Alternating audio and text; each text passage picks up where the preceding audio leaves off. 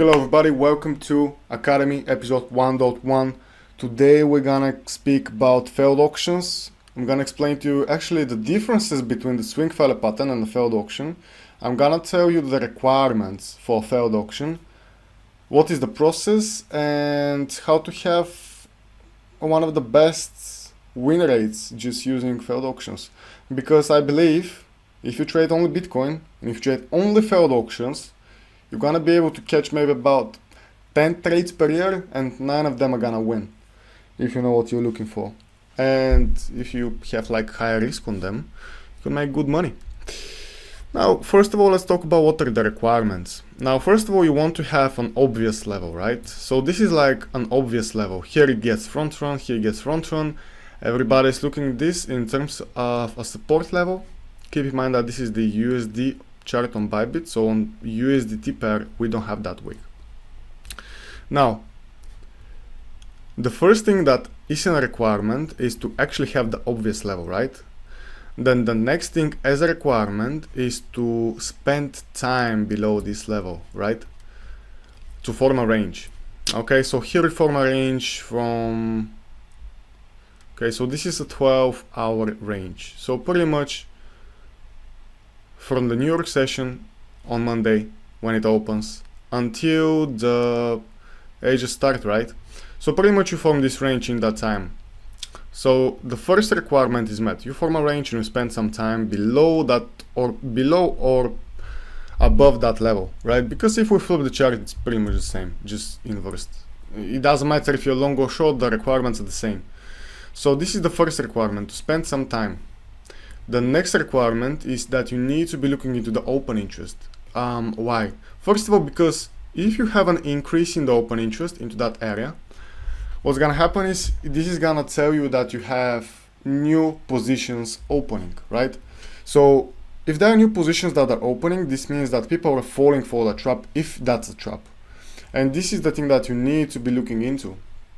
If this is a trap, you need people to fall into that trap. You need them to go short where you're looking to fill your long position. Simple as that. And it's always the same thing. Also, you can be tracking the delta, right? I believe in this scenario right here, what actually happened. First, when we dropped, we have an increase in the delta, positive delta coming in, longs coming in, and then they got stopped when the New York session closed, right? So the reason you need to be tracking the delta, there's multiple reasons. So the first reason is that, generally speaking, the people that are using market orders are people that have low amount of money that they're trading with, right? Because if you're actually, sorry about that, let's say $1 million or 1 billion, you can use both. Now, if you're trading with $1 billion, you're generally gonna be very careful with how much money you spend on fees, right? So you're gonna be using primarily limit orders because you want to have the lowest amount on fees you can spend as possible, right? Because there's a big difference if you spend 50k or 20k on fees. That's 30k, okay? If you're trading with, let's say, $10 million.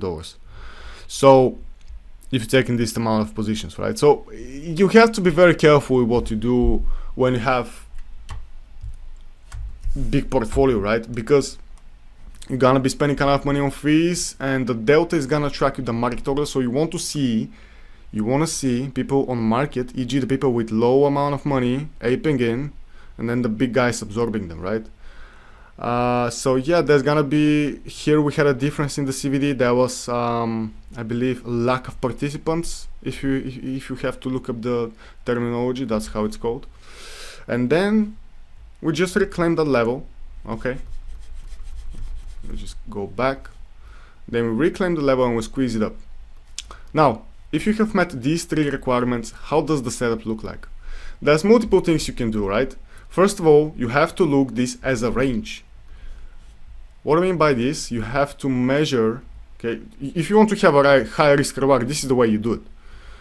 First of all, you have to come in and you have to measure the specifics of that range. When you have the values and the point of control. Now there's a couple ways you can do it. First of all, you can either enter on the swing failure pattern and be a bit more gambling. Your stop loss is gonna be below that low, of course.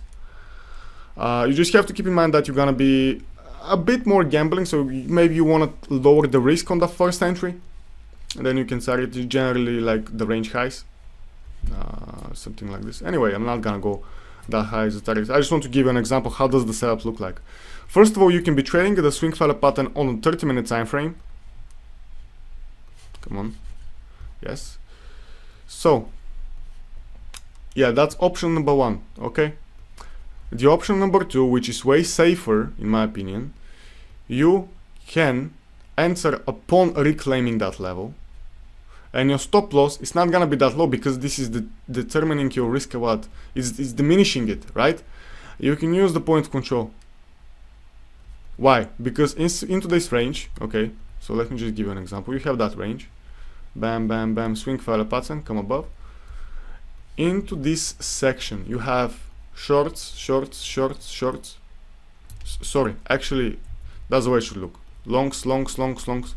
That's why I told you have to look at the open interest and the delta. You need to see some longs coming in, and then they get stopped out. And once this happens, you're gonna have the place where the most amount of the squeezers entered, right? We can call them squeezers because the people that are absorbing everybody that is going short on the breakdown, they are the squeezers. So the place where they have the most amount of volume in this specific section is 25,124. So if you dip below this level, the whole idea of a failed auction is gonna get invalidated.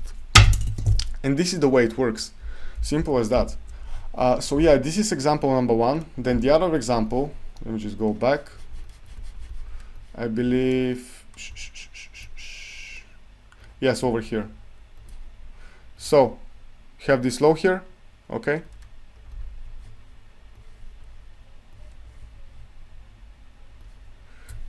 Low, front run, then over here, same scenario, right?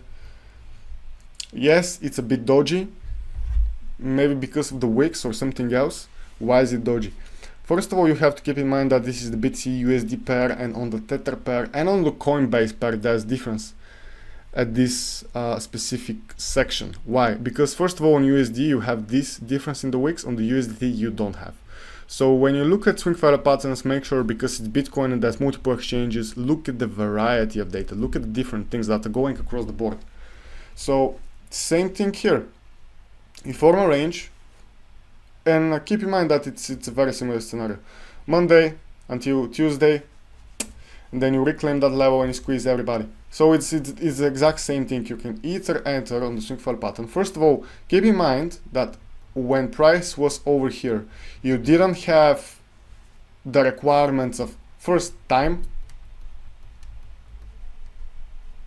delta, you get it, and the open interest. So simply put, you did not meet the requirements for a failed auction. So keep that in mind, guys. And the same thing, once you reclaim that, you can enter upon the stop loss. Should be like the point control, below the point control, so somewhere in here. It doesn't have to be the value area low. It has to be just below the point control. Keep in mind maybe a possible wick or spread. So keep these things in mind when you do these type of things. And generally, you don't know where you're gonna target, but if you entered upon reclaiming that level, let me just show you the difference in the risk reward, because it's huge. If you had your invalidation below that low, and you generally, let's say, targeted this high here, you didn't even get to it, but your risk reward overall was 3.5. And then again, if you used actually the point control, it would be 1 to 10. So it's 3 times the difference. So if you think about it, it's worth it to do it that way. Next, I'm gonna show you the difference. So let's talk about the differences between swing failure pattern and a failed auction. Now, this is very crucial that you need to keep that in mind, right? So let me give you an example here. So you have a range high, you have a range low, swing failure pattern move up, swing failure pattern move down. Here you do create that, we can call it a swing failure pattern, not a failed auction, because you're not meeting the requirements in terms of time spent, right? Yes, you come above, then you come back in, you backtest the level and have to move down. This is what a failed auction is called by definition, but there is a difference in terms of requirements, and this is not meeting the requirements of a failed auction, right? If you switch the time frame, you're just gonna see it as a swing failure pattern, that's all, right? So let me give you an example. This thing here, this price action into this box, this could have been a failed auction. And as you can see, you spent a lot of time, you spent about 1 week, you do this swing failure pattern, then you reclaim that level, right? And then you have that move down. And that's the thing, there's gonna be cases where this thing happens. And of course, a lot of people into the Twitter space were actually talking into this time as you have a range, you have a move down, and you're gonna have the move up. Generally, yes, that's how it works. But when you see a lot of people talking about these things, keep in mind that most likely it's not gonna happen, right? So always keep yourself checked about these things. And of course, the failed auctions are not something 100%. It's not happening. There's nothing 100% certain, especially in trading. But it's important to know how to trade them because they're super high rewarded setups. And when they happen, they give like good gains as well. So here also, as you can see, let me just show the difference. You have that drop, and over here you don't sweep a single low. You just have like generally manipulative move up. Why is it manipulative? Because you don't sweep a single low. You have all these lows, low, which are not being taken, right? And I don't like this kind of moves. If I see some kind of a move up, especially in a failed auction, I want it to look very differently. I want it to be looking like move down. That's the move down. Let's say here is the level for the failed auction. You spend some time. Let's say you do one swing failure pattern, you come above, and then you start creating some bullish divergence between these lows. I generally want the lows to be looking like this. I don't want the lows to be looking like this. I don't like that.